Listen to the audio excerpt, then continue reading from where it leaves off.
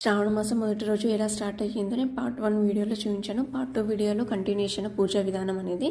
ఇంకా ఈ రోజైతే నేను పూజకు సంబంధించిన అన్నీ ఇంకా రెడీ పెట్టేసుకున్నాక ఇంకా విగ్రహాలను అయితే కడుక్కున్నాను.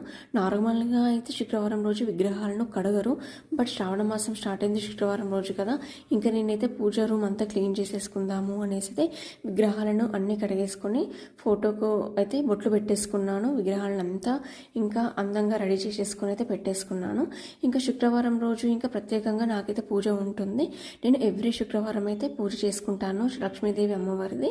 ఇంకా ఆ పూజలో భాగంగా అయితే ఇంకా లక్ష్మీదేవి విష్ణుమూర్తిని ఒక ప్లేట్లో పెట్టేసుకున్నాక లక్ష్మీదేవికి ప్రతిరూపాలైన కమలం గింజలు, వెండి పువ్వులు, ఇంకా గాజులు ఇవన్నీ అయితే నేను లక్ష్మీ రూప ప్రతిరూపాలుగా 9 రకాలు లేదా 11 రకాలు అయితే నేను ఇట్లా రెడీ పెట్టేసుకున్నాక అమ్మవారికి ఇంకా పూజా విధానంతో స్టార్ట్ చేసుకుంటాను. దీపాలు ఇంకా వెలిగించేసేసి ఇంకా అమ్మవారికి నిత్య పూజ అలా చేసేసుకున్నాక నేను ఇంకా అష్టోత్తరంతో కుంకుమార్చన చేసుకుంటాను.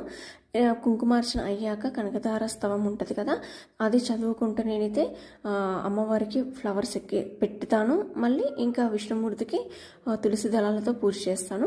ఇంకా నిత్య పూజలో భాగంగా అన్ని విగ్రహాలకైతే పూజ చేసేసుకొని బొట్లు పెట్టేసుకొని నేనైతే నార్మల్గా అమ్మవారికి అయితే నివేదన అయితే ఇచ్చేస్తానన్నమాట అన్ని విగ్రహాలకి. ఇంకా లాస్ట్లో నివేదన అయ్యాక హారతి ఇంకా చేసేసుకున్నాక ఇంకా పూజ అనేది కంప్లీట్ అయిపోతుంది.